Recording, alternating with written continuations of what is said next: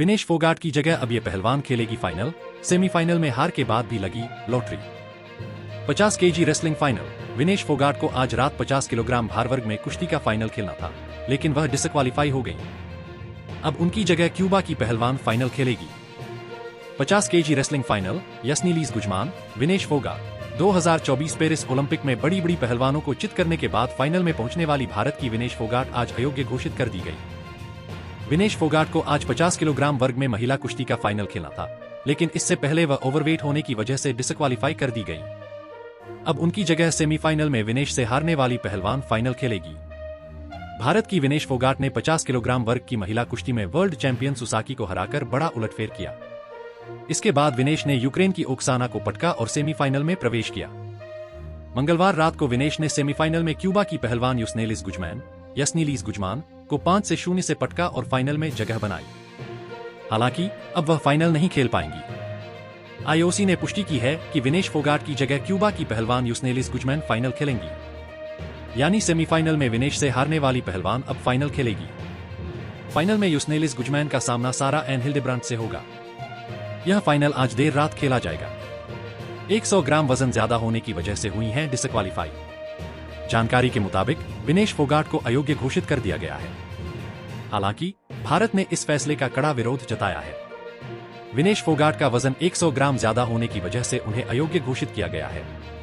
अब वह आज अपना फाइनल मुकाबला नहीं खेल पाएंगी। विनेश फोगाट के डिसक्वालीफाई होने के बाद उनके परिवार वालों ने सरकार और भारतीय कुश्ती महासंघ के पूर्व अध्यक्ष बृजभूषण शरण सिंह पर गंभीर आरोप लगाए।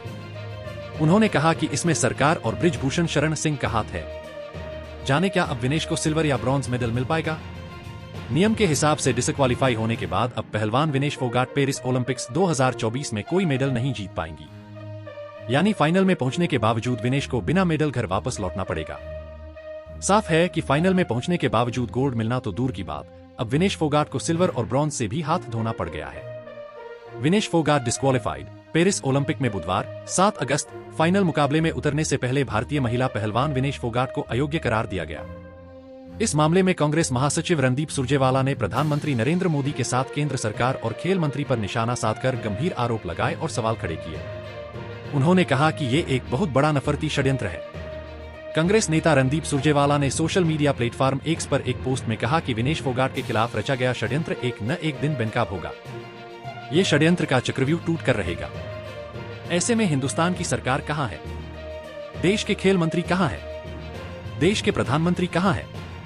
सवाल गहरे है, जिसका जवाब लाजमी है। कौन है इस नफरती षड्यंत्र के पीछे? सुरजेवाला। कांग्रेस के राज्यसभा सांसद रणदीप सुरजेवाला ने कहा कि कौन है जिसने हरियाणा और देश की बेटी की पीठ में छुरा घोंपा? कौन है इस नफरती षड्यंत्र के पीछे? कौन है जिससे विनेश फोगाट की जीत हजम नहीं हुई? किसका चेहरा बचाने की हुई कोशिश? सबका पर्दाफाश होगा।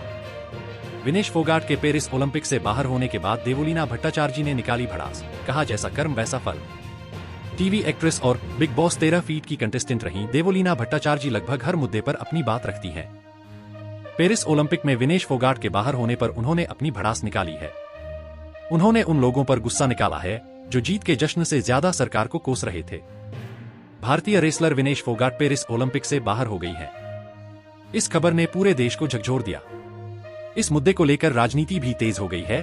टीवी और बॉलीवुड सेलेब्स के रिएक्शन भी आ रहे हैं। अब एक्ट्रेस और बिग बॉस 13 फीट की कंटेस्टेंट देवोलीना भट्टाचार्य ने देशवासियों पर ही हमला बोला है, जो जीत का जश्न ना मनाकर सरकार को गाली दे रहे थे। उनका मानना है कि इसी निगेटिविटी की वजह से ही बुरी नजर लगी और हार गए।